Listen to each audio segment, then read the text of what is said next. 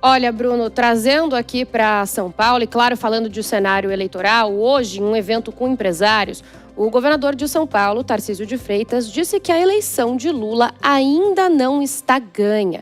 Eu conversei com pessoas durante uma agenda em que ele participou, ele falou com empresários e pessoas ligadas ao setor de habitação aqui na capital paulista antes de embarcar para a capital federal. E aí, então, nos bastidores, o que eu ouvi de quem estava presente foi um evento fechado, a gente não conseguiu ouvir o discurso, foi que o governador citou diversos feitos do estado de São Paulo, reafirmou, então, que quer permanecer à reeleição, mas que disse, então, quando foi questionado pela plateia, em que foi aplaudido, eu consegui ouvi-la do lado de fora, que a eleição de Lula não está ganha. Ele admitiu que Lula melhorou, então, o empenho em pesquisas, que tem uma situação neste momento boa, mas que não tem nada definido ainda. Ele disse, inclusive, que a união da direita poderia, então, resolver essa situação. Ele acredita que se a direita se organizar, o cenário pode mudar e que, nesse momento, mesmo com a melhora de Lula, há um empate. Lembrou ainda que o presidente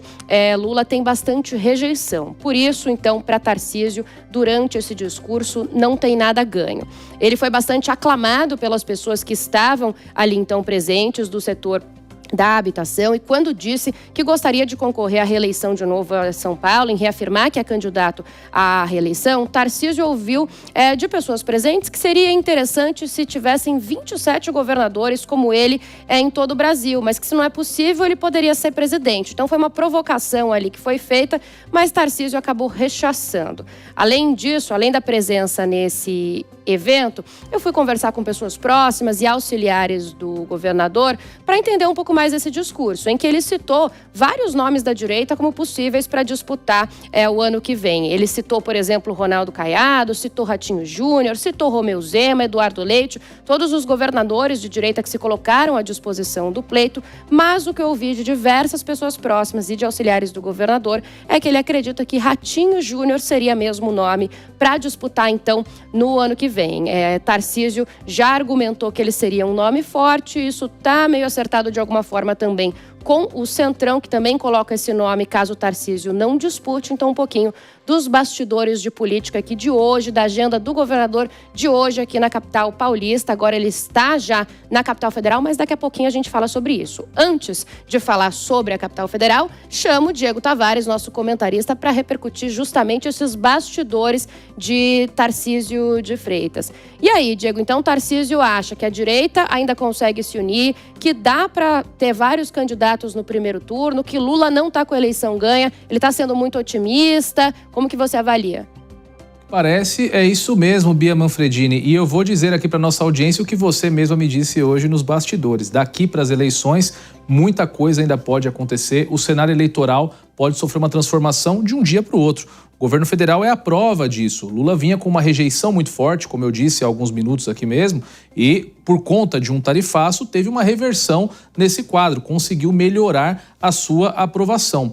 Agora, o governador ele pegou um ponto fundamental aí em relação à candidatura do presidente Lula à reeleição, caso ele venha de fato a ser candidato à reeleição. A rejeição do presidente, em que pese um arrefecimento, ainda é muito alta e isso, de fato, torna um projeto de direita, de centro-direita, muito competitivo para 2026. E aí não importa qual modelo esse projeto se apresentaria. Seja um modelo já de coalizão no primeiro turno, no qual todos esses governadores e os demais players da centro-direita se unam logo de cara para enfrentar o presidente Lula ou o seu sucessor, ou caso a direita vá rachada para o primeiro turno e, em um eventual segundo turno, os derrotados se unam àquele que conseguir ir com o projeto petista para o final da disputa. Tudo isso tem viabilidade hoje, considerando a alta rejeição do presidente da República. O que vai dar o tom de fato do que vai ocorrer nessas eleições é esse mesmo grau de rejeição no primeiro semestre do ano que vem. Eu acredito que se a rejeição do presidente Lula for muito alta no começo de 2026, pode ser que ele desista